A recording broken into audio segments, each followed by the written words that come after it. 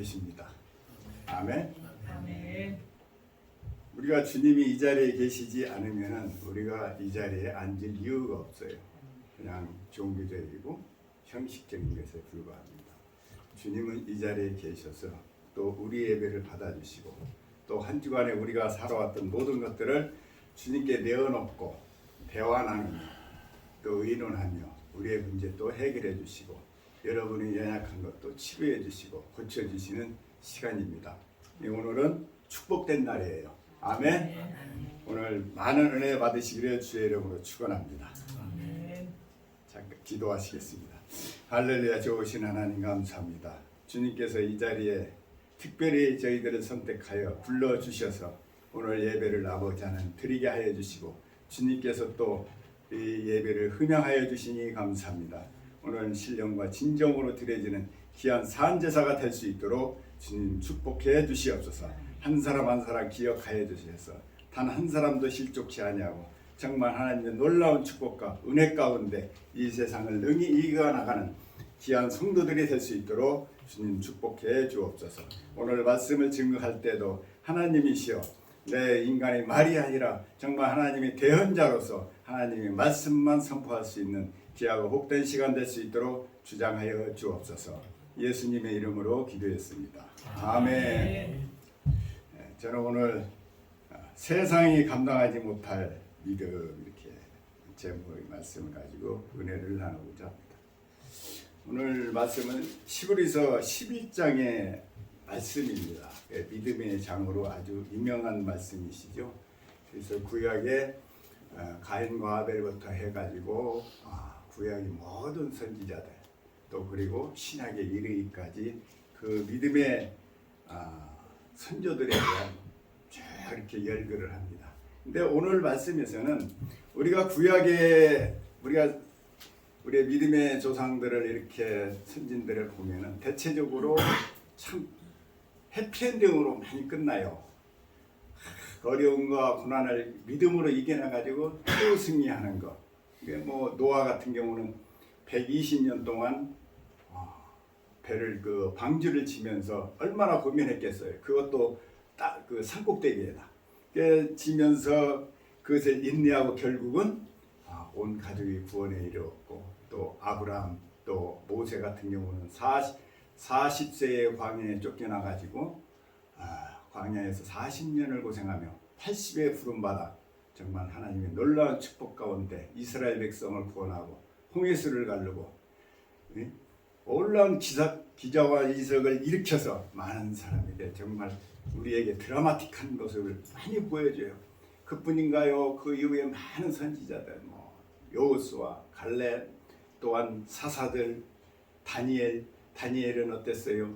풀무불에 던져지는 고난과 사자 불에 던져지는 그런 정말 최악의 경우에도 하나님께서 마지막에 그들을 불러주셔서 살려주시고 사자의 입을 막아주시고 또 그 풀무불 속에서 건짐을 받는 그런 드라마틱한 이야기들. 우리는 그런 내용을 보면서 너무 재미있어요. 우리가 구약 성경을 읽어보면 너무 재밌어.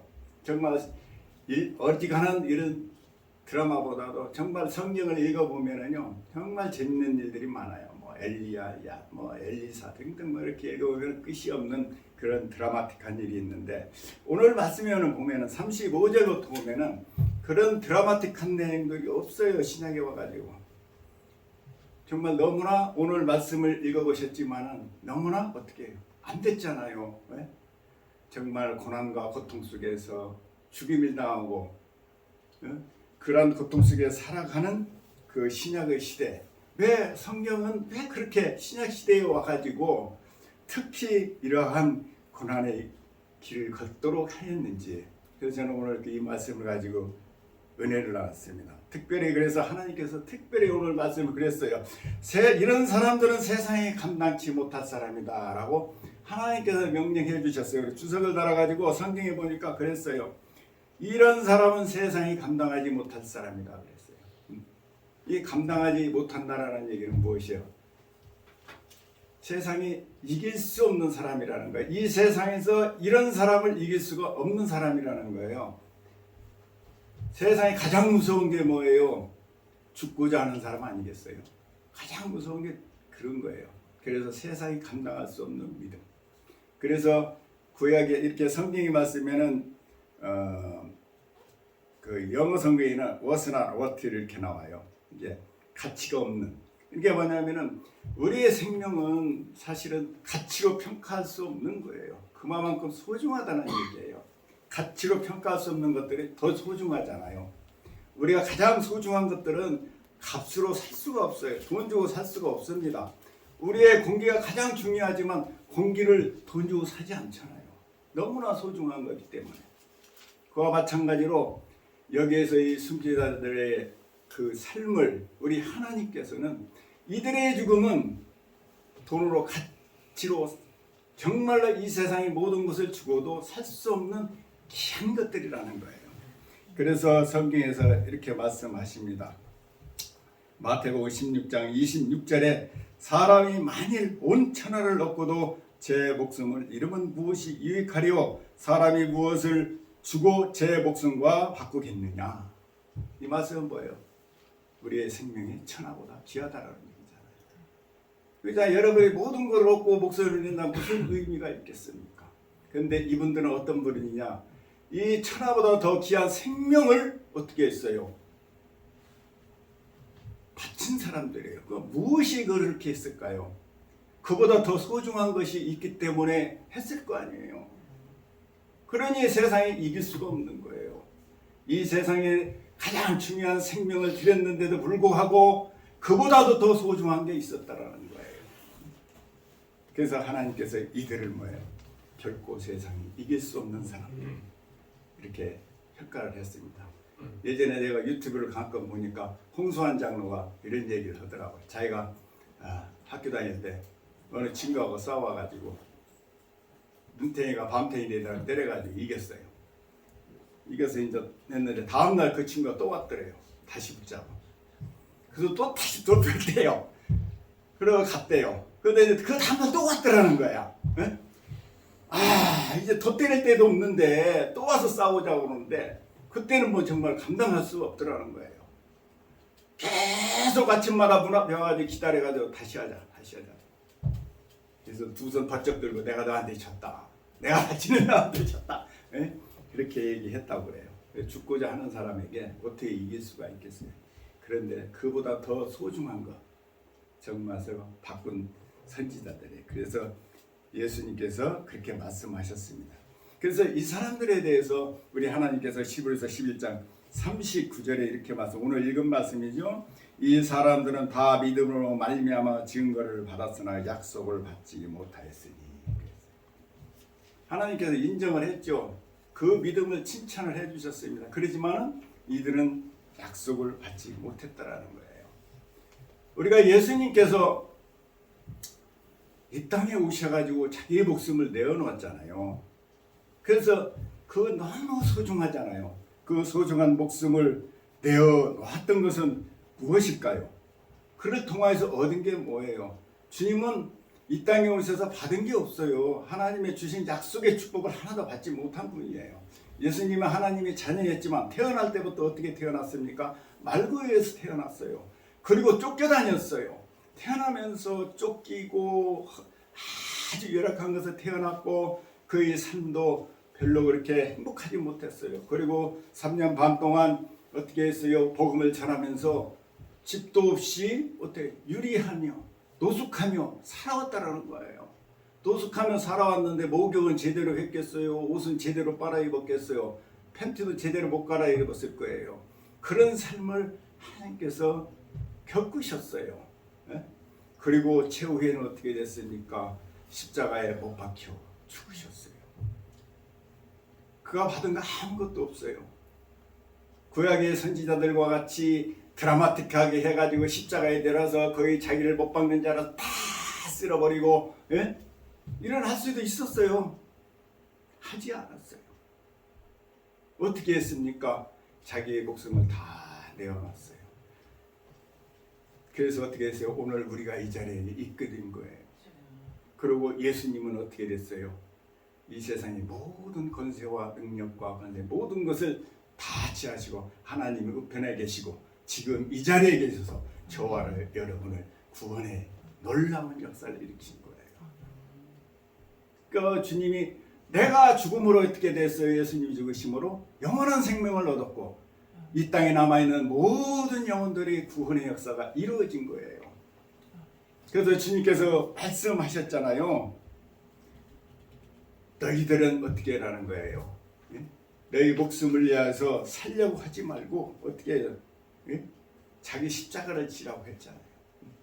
그러면 예수님께서는 그 모든 것을 우리가 약속을 받지 못했지만 우리의 약속이 우리 선지자들도 마찬가지예요. 예수 그리스도 이후 최초의 순교자가 스테반지스입니다. 그리고 그 이후에 쭉 지금까지 한국의 복음이 전파되는 한국의 복음이 들어온 것도 다 순교의 역사이고 이후 일본 같은 경우도 뭐 우리보다 한 400년 가까이 먼저 들어왔지만 그것도 그 당시 한 적게는 5천에서 몇만 명이 순교했다고 해요. 중국도 마찬가지였고 우리도 수많은 그러한 피의 역사를 통해서 복음이 전파됐어요. 그들은 모두가 자기의 약속을 받지 못했고 자기들이 희생을 했었지만은 하나님께서 그들을 어떻게 해서 새로운 성을 주셨다고 그랬습니다. 그러므로 이들을 하나님께서는 그냥 내버려 두시겠어요? 정말 자기의 천하보다 귀한 것을 하나님을 위해서 드렸던 이들에게 어떻게 하셨겠습니까? 시브리서 40장에는 말씀하십니다. 하나님이 우리를 위하여 더 좋은 것을 예비하였은지 했어요. 비록 우리가 이 땅에서 약속을 받지 못했지만 저 천국에서 큰 상급이 크다라는 얘기죠. 이 천국에서 가장 큰 상급이 뭐냐면요, 순교자의 상이 제일 크다고 해요. 가장 크다라는 거예요. 우리가 이 세상에도 마찬가지입니다. 우리가 이 세상에도 우리가 전쟁터에 나가면은 살아서 돌아온 사람이 있는가 하면 순교돼 가지고 들어온 사람들이 있잖아요. 그래서 살아있는 사람들 어떻게 많은 혜택도 보고 또 국가의 훈장도 받고 그 남은 여생을 편히 살 수 있도록 국가가 책임져 주지만 죽은 사람들 어떻게 어디로 갑니까? 국립묘지로 가잖아요. 그죠? 나라를 위해서 지킨 사람들의 영령들은 국립묘지에 갑니다. 그러나 국립묘지에 가서 그들이 받지는 못했지만 그들을 향해서 어떻게 가장 높은 대통령들도 취임하며 어디로 가요? 국립묘지로 가잖아요. 그만큼 천국의 상급이 크다는 얘기예요. 그래서 우리가 이 땅에 우리가 열매 맺고 진정으로 복음이 전파되어지는 건 뭐예요? 죽는 거예요. 우리가 성경에 말하잖아요. 예수님께서 한 알이 밀알이 죽어야 어떻게 되는 거예요? 30배, 60배의 결실을 맺는 거예요. 우리가 생각할 때 복음의 전파는 정말 우리의 능력이나 어떤 힘으로 되는 것 같지만은 아니라는 거예요. 한 영혼이 죽어서 그 씨앗이 30배, 60배로 맺는 것과 같이 이 순교자의 삶을 통해서 온 천하의 복음이 전파되었다라는 거예요. 그 축복이 얼마나 크시겠어요. 우리가 성경에 우리 역사에서도 이런 얘기가 나와요. 그 가장 그 유명한 말이 그 왕건이 과 신승겸에 대한 이야기가 있습니다. 그래서 고려를 건국한 왕건이 그 전에 이제 삼국 간의 대전이 있는데 후백제와의 전투에서 고려 왕건과 신승겸의 전투에 나와서 패배를 했습니다. 완전히 그 고립이 돼가지고 죽을 지경이 됐는데 더 이상 살 길이 없었는데 신승겸이가 왕의 옷을 바꿔 입고 그 왕은 신승겸이 옷을 입고 그 신승겸이가 그 왕건을 위해서 대신 목숨을 버리고 왕건이 살아납니다. 그래서 결국 고려라는 나라를 통일 왕국으로 이렇게 세웠어요. 그래서 결국 신승겸이는 어떻게 나라를 구하기 위해서 최고의 1등 공신이 되었고, 그래서 왕건은 나중에 자기가 붙여야 될 그 묘소를 신승겸이에게 거기다 묘를 얻다고 그래요. 뭐 어디 강원도 어디라고 그러더라고요. 거기에 묻혔는데 그 당시에 신승겸이가 목이 없어야 시체만 이제 가지고 그 자리에 안장을 했습니다. 안장을 했는데 목이 없어가지고 목을 황금으로 만들어 가지고 이제 매장을 하는데 그 황금이니까 누가 도굴할 수가 있잖아요. 그래서 묘를 3개를 했다고 해요. 묘를 3개 하는데도 묻는 사람도 어느 관에 신승개미가 들어있는지 모르게 3개를 해서 지금도 보니까 묘가 셋이더라고요. 이렇게 묘가 셋이 신승개미 묘. 굉장히 크고 정말 어느 왕이 못지않게 큰 묘소인데 그렇게 이제 신승개미가 사후 이후에 왕건이 이렇게 모셨고 그 이후에 그의 후손들을 어떻게 해요? 모두가 관직에 과거 시험도 없이 관직에 들어갈 수 있는 길을 열어줬고 그 대대 선손을 다 이렇게 신승개미 후손들은 왕이 특별히 배려를 해줬어요. 그래서 군역에도 면제되고 노역에도 면제되는 혜택을 줬어요. 그런데 그게 고려 말기까지 한 것이 아니라 조선시대까지 이어졌어요.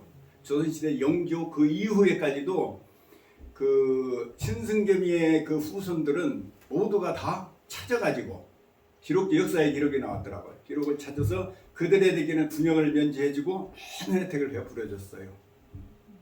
그렇습니다. 그래서 신승개미 한 사람의 그 희생으로 인하여 그 가족과 그의 모든 가족들이 영화를 누렸던 거예요. 그와 마찬가지로 우리 하나님께서도 더 좋은 것을 예비하셨다라는 얘기예요. 우리가 세상에 살아갈 때 하는 손해보고 억울한 것 같지만은 그러지 않다라는 것이죠. 그래서 시브리서 11장 40절에 이는 하나님이 우리를 위하여 더 좋은 것을 예비하셨은즉 우리가 아니면 그들을 온전함을 이루지 못하게 하려 하심이라. 이루려 하려 하시면 이게 조금 번역이 좀 어려워요. 근데 사실은 이게 부정의 부정이거든요. 이게 이루게 한다 했다는 거예요. 사실은 컨펌을 했다라는 거예요. 왜? 우리의 순교자를 통해서 믿지 않는 사람들이 더욱더 굳건해졌고 그래서 복음이 전파된 거라는 얘기예요. 우리가 NIV 성경 같은 경우는 이제 그 영어를 보면은 그들로 통하여서 그 순교자를 통하여서 여기 살아있는 모든 사람들이 신앙이 굳건해졌다 그 얘기입니다. 얘기인데 이제 우리가 여기에서는 아니 온전하게 하지 아니하라 했어요. 결국 똑같은 얘기입니다. 그게 틀렸다는 얘기가 아니에요. 이게 부정의 부정은 긍정이잖아요. 그래서 저도 이것을 읽으면서 한참 이게 무슨 얘기지? 하고 고민을 했어요. 저놈도 그러지 않았을까 싶어가지고. 근데 현대인의 성경이 이렇게 번역이 됐더라고요. 근데 원래 이제 이게 그 성경이 킹제임스 버전을 주로 이게 그 예전에는 그렇게 어디죠? 로마어로 이렇게 번역을 해가지고 굉장히 저기 지금 NIV 성경 같은 경우는 원어 헬라어 성경을 가지고 이렇게 번역을 했어요. 그래서 좀 많이 근접해 있죠. 그래서 지금 미국 사람들도 NIV를 이렇게 많이 하고 있습니다. 그러니까 내가 거기를 찾아보니까 우리 킹 제임스는 They should not be made perfect 이렇게 돼 있어요. 그런데 그 NIV 성경 같은 with us would they be perfect 이렇게 나왔거든요. 그러니까 이제 그 말이 거짓 이렇게 우리 성경에는 우리가 읽기는 맞은데 좀 어려워서 이 말씀이 어려워서 얘기했습니다. 이 말씀은 그를 통하여서 우리가 어떻게 해요? 이 세상에 복음이 전파되었다라는 얘기예요. 그 신승개미의 후손들이 혜택을 누구 때문에 본 거예요? 자기 조상 신승개미 때문에 혜택을 본 거잖아요. 그들이 그렇고 굳건해졌고 이와 마찬가지로 우리의 신학의 요늘에 그 톱을 켜고 그러한 순교를 당한 사람들이 그냥 사라진 것이 아니라는 거예요. 그들을 통해서 어떻게 됐어요? 수많은 믿음의 사람들이 더욱더 강건해졌고 확신을 가졌다는 얘기예요. 그래서 복음이 전파된 거예요. 그래서 최초의 순교자가 누구죠? 사실은 예수 그리스도예요. 그래서 예수님께서 말씀하셨습니다. 뭐라고 말했어요? 마태복음 16장 24절에 이에 예수께서 제자들에게 이르시되 누구든지 나를 따라 오려거든 자기를 부인하고 자기 십자가를 지고 나를 따를 것이니라. 누구든지 제 목숨을 구원하고자 하면 잃을 것이요 누구든지 나를 위하여 제 목숨을 잃으면 찾으리라. 제자가 이런 사람만 된다는 얘기예요. 그래서 기독교 역사 이후에 그 스데반 집사를 비롯하여 제자도 속사도 그 이어 쫙 이어지는 역사가요 드라마틱한 상관은 없어요. 다 순교예요. 심지어 바울도 목배임을 당했고 베드로는 거꾸로 십자가에 못 박혀 죽으시고, 그런 역사를 통해서 복음이 전파됐어요. 내가 성경을 이렇게 감화해 보니까 사도 바울이, 우리가 그 사도행전에 보면 사도 바울이 그 로마에 가기를 원하였던 그 시기가 언제냐면은 예수님 사후 얼마 안 됐어요. 그렇게 오랜 시절이 아니었어요. 이 복음서가요, 사도 바울이 기록한 서신서가 가장 오래됐거든요. 신약성서에서는. 그러니까 신약성서에서는 사도 바울이 쓴 서신서가 보통 45년에서 50년경으로 봅니다. 그리고 복음서는 55년에서 7, 80년대로 보거든요. 복음서가 이제 이후에 써졌고, 가장 먼저 써진 것이 이제 서신서인데, 이 서신서를 기록할 때 그 바울이 로마 가기를 원했고 저 서가나까지 가기를 원했었지만 그 시대에 이미 그곳에 교회가 있었어요. 놀라운 거예요. 그 신기하지 않아요? 예수님이 몇 년에 돌아가셨겠어요? 십자가에 한 33년? 34년 정도 되겠죠. 그럼 불과 얼마 만이에요? 15년? 20년 미만이에요. 근데 그 당시에 온 땅에 소아시아부터 해가지고 그 유럽 전역의 복음이 전파되었다라는 거예요. 그 놀라운 거예요. 진짜 불가사의예요. 지금과 같이 인터넷도 있는 거 아니고 전화가 있는 것도 아니고 차량이 있는 것도 아니고 비행기가 있는 것도 아니고, 정말 그 시대에 어떻게 그 복음이 거기까지 전파될 수 있었다라는 건 정말 내가 성경을 읽으면서 참 불가사의하다. 어떻게 이렇게 정말 하나님의 일은, 그래서 스데반 집사를 통하여서 그 십자가를 통하여서 어떻게 돼 수많은 영혼이 구원받는데, 사실은 사도 바울도 어떻게 보면 스데반 집사의 순교 그 과정이 가장 큰 영향이 있었지 않을까 생각을 해요. 사도 바울은 사실은 믿음이 굉장히 좋았었고 나름대로 최고의 믿음이라고 생각하며 기독교인을 핍박한 사람이에요. 왜 그랬냐면 이단으로 여겼기 때문에, 이단을 정죄하는 것이 자기의 뜻이었고 하나님이 가장 기뻐하는 일이라고 생각을 했던 거예요. 근데 그리스찬들이 그 순교의 현장을 보면서 너무 놀란 거예요. 무엇이 저들을 저렇게 기쁘게 했고, 자기의 목숨을 아사하는 그 순간까지도 기뻐하고, 그 자기를 돌팔매질하는 자들까지도 어떻게 해요? 그들을 축복해 주잖아요. 저들이 죄를 저들에게 돌리지 마옵소서. 정말 바울은 나름대로 최고의 믿음이라고 자기가 생각을 했는데, 이들은 어떻게 된 거예요? 자기는 그렇게 해도 그렇게 기쁘지가 않았거든요. 즐겁지가 않았었어요. 그런데 이들은 그 죽음을 내어놓고 순간까지도 그 기쁨으로 살아가는 그 모습 속에서 고민이 안 됐을까요? 그 고민 안 했다면 그 인간이 아니죠. 그죠? 인간이 아니에요. 이 성경에 사도 바울이 다메섹에서 회심을 했다고 그러는데 어느 날 갑자기 그렇게 되는 게 아니에요. 신앙이라는 건 그렇게 되는 게 아니에요. 행동 어떻게 해요? 나름대로 고민하잖아요. 여러분 예수 믿고 구원 받기까지 여러분들이 그냥 뭐 쉽게 된 것 같죠? 아니에요. 고민 많이 했잖아요. 그러지 않아요? 아니 예수가 저 팔레스타인에 우리나라도 더 건너편에 있는 그 사람이 십자가에 죽었는데 그게 나하고 무슨 상관이에요? 그런 생각 안 해본 적 있어요? 저도 그랬거든요. 교회는 다녀도 그게 나하고 무슨 상관이지? 왜 그 사람이 나의 구원자지? 그런 고민을 안 했겠냐고요. 우리가 어떤 충격을 받으면 그런 고민을 하게 돼 있는 거예요. 그래서 사도 바울도 그래서 고민하지 않았을까요?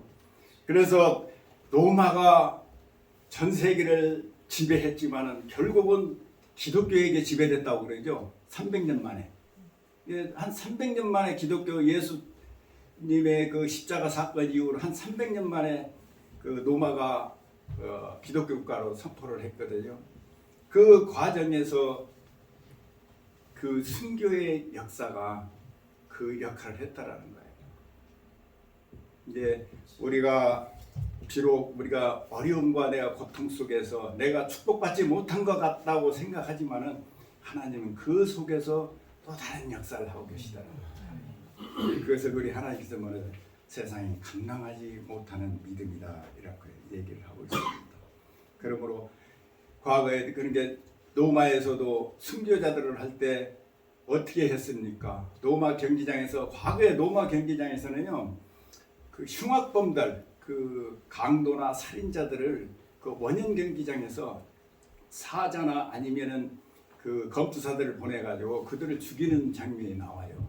가지고 뭐 그 사자굴에 던져지면은 얘네들이 막 살려달라고 그 흉악범들이 어떻게 하나 보려고 하니까 막 살려고 소리치고 난리치고 구경꾼들을 향해 막 저주하면서 하는 그 모습이 얼마나 재미있었겠어요. 가지고 경기장이 떠나가더라 요란했었고, 또 끝나고 나서도 나오면서 그 얘기로 그냥 말이 굉장히 참 시시낙낙하며 나왔다라는 거예요. 그 모습을 보면서 그러면서 그 얘기를 하면, 그러다가 나중에 이제 우리 크리스찬들이 이제 그 사자굴에 던져지고 거기에 원형 경기장에 덜려졌는데, 이 크리스찬들이 이제 그 모습을 보려고 한 거예요. 너희들의 믿음이 무엇이 그런가 하고서는 집어 던졌는데 사자굴에 던져지면서도 그들은 전혀 도망가지도 아니하고 오히려 저 관중들을 향해서 그들을 축복해주고, 그래도 당당하게 그 전혀 두려움 없이 사자의 밥이 되어서 순교하는 그 장면을 보면서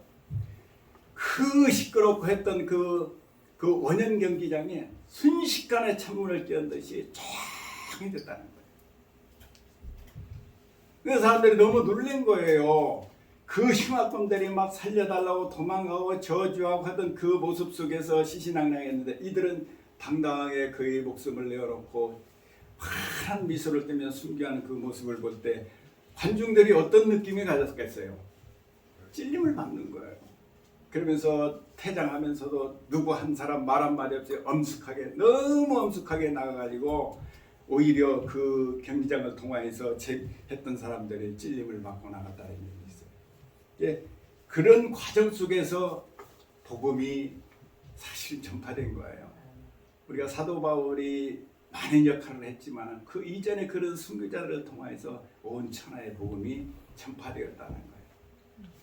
그러므로 하나님께서는 그냥 두지 아니하신다. 예?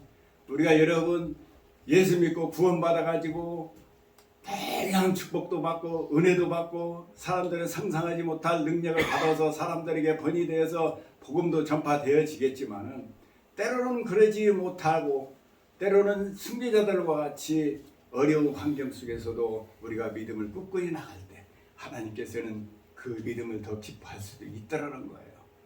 그러므로 우리가 믿음에는 어떻게 해요? 내 목숨을 내어놓는 그 믿음, 정말 그 믿음이 있으면 온 세상을 살리는 거예요. 그래서 오늘날 교회가 세상을 감당할 수 없기 때문에 우리가 교회가 힘든 거예요. 요즘에 왜 전파가 되지 않고 크리스찬이 줄어들고 교회가 문을 닫는 이유는 세상을 감당해야, 세상에 감당하지 못해야 되는데 오히려 세상을 감당하지 못하기 때문에 그런 상황이 되는 거예요. 그리고 우리가 믿음이, 성도 한 사람 한 사람이 우리가 믿음으로 우리가 나아갈 때 어떻게 돼요? 세상이 변화되고 이웃이 변화되고 가정이 변화되고 그리고 죽는 것입니다. 그러므로 우리가 세상에 감당하지 못하는 교회가 되기 위해서는 어떻게 되어 있어요? 우리가 세상에 감당할 수 없는 믿음을 주시옵소서. 기도해야죠. 우리가 순교자들과 같이 지금은 죽는 시대는 아닙니다. 하지만은 우리가 영적으로 죽어야 돼요. 영적으로 죽지 아니하면은 우리가 이 세상을 살릴 수가 없는 거예요. 우리 모두 한 사람 한 사람의 사실은 책임이에요. 우리가 과연 우리가 이들과 같은 세상에 감당할 수 없는 믿음을 가지고 우리가 살았는지 한번 생각해봐야 된다는 것이죠. 그러기 위해서는 우리가 기도해야 됩니다. 그러므로 우리가 성경에 고린도전서 이런 말씀이 있더라고요. 요한복음 13장 33절에 이것을 너희에게 이르는 것은 너희로 내 안에서 평안을 누리게 하려 함이라. 세상에서는 너희가 환난을 당하나 담대하라. 내가 세상을 이겨노라. 우리가 이미 주님께서 이겨놓은 싸움이에요. 사실은 이겨놨고 우리는 모든 것을 주어진 상태이기 때문에 우리가 어떻게 되겠어요? 같이 시기하고 같이 질투하면 안 된다는 거예요. 이미 이겨놓은 사람이 아량을 베푸는 거지 진 사람이 아량을 베푸는 게 아니잖아요. 용서도 승리자가 하는 것이지 패배자가 하는 게 아니에요. 저와 여러분은 승리자예요. 이 세상 사람들은 패배자예요. 그렇기 때문에 그들이 어떠한 우리에게 핍박을 가해도 우리 선지자들은 어떻게 했어요? 선조들은 다 그들을 축복해 주셨다는 거예요. 토백현은 그러한 순환을 당해도 그들은 전혀 어떻게 그들을 원망하거나 불평하지 아니했다는 것입니다. 그래서 고린도전서 6장 2절에도 이런 말씀이 있습니다. 성도가 세상을 판단하는 것을 너희가 알지 못하느냐? 세상도 너에게 판단을 받겠거든 지극히 작은 일 판단하기를 감당하지 못하겠느냐? 이건 뭐예요? 우리가 저와 여러분은 이 세상을 판단할 수 있는 권세를 주었음에도 불구하고 오히려 세상에 판단을 받고 있다는 거예요. 저는 한국교회만 그런지 아니라 미국교회도 교회 문제가 돼가지고 재판에 가가지고 그런 사건들이 너무나 많더라고요. 막 신문에 플로리다 갔는데 플로리다 방송에 지역 방송 보니까 큰 교회더라고. 미국 교회인데 그게 분쟁이 붙어가지고 방송에 계속 나오더라고. 미국도 그러네. 나도 이제 그 생각을 했는데 오늘 교회가 그렇다라는 거예요. 우리가 세상을 판단해야 되는데 오히려 판단을 받고 있다라는 거예요. 왜? 세상을 감당하지 못하기 때문에 그런 거예요. 그러므로 우리는 참된 믿음은 만사 형통을 바라만 보지는 것이 아니라 정말 우리가 이 세상을 어떻게 살려야 될 것인가, 내 이웃을 어떻게 살려야 될 것인가, 내 가정을 어떻게 살릴 것인가는 누군가가 하나 죽으면 살아나게 돼 있어요. 근데 죽지 않기 때문에 문제가 되고 어려움이 있는 거예요. 진짜 큰 일은요, 지는 자가 이기는 거예요. 여러분 역사상에도 오늘날 이러한 민주주의가 이루어진 것도 누구 때문에 그런 줄 아세요? 어떤 권력자나 힘 있는 자에 의해서 이루어진 거 한 번도 없어요. 영국의 명예혁명이나 프랑스 혁명 같은 것이 오늘의 유럽의 민주화를 이루었던 것은요, 어떤 힘에 의해서 이룬 거 아니에요. 다 희생자들이에요. 다 목숨을 내오는 사람들이에요. 힘없고 빼곡고 권력 없는 사람들이 한 사람 한 사람의 죽음이 오늘의 민주주의를 이루었더라는 거예요. 어떤 힘 있는 자가 단 한 번도 쿠데타해가지고 민주주의를 이뤘다는 것은 역사상 한 번도 못 본 것 같아요. 그러지 않아요? 절대 못해요. 힘으로 능으로 결코 이루어질 수 없는 거예요. 더 큰 것은 중요한 것들은 어떻게 해요? 죽은 자가 결국 승리한다. 오늘의 민주주의가 이런 것 같이 오늘도 우리 교회가 우리가 믿음으로 우리가 이 세상을 감당하지 이 세상에 감당하지 못하는 그 믿음으로 나갈 때 오늘 우리 교회도 살고 여러분도 살고 이웃도 살고 세상을 살리는 것입니다. 기도하시겠습니다. 할렐루야. 좋으신 하나님 감사합니다.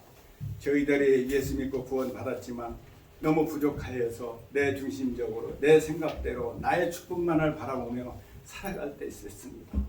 우리가 주님의 제자가 되겠다고 했지만은 제자가 되기는커녕 오히려 아버지 하나님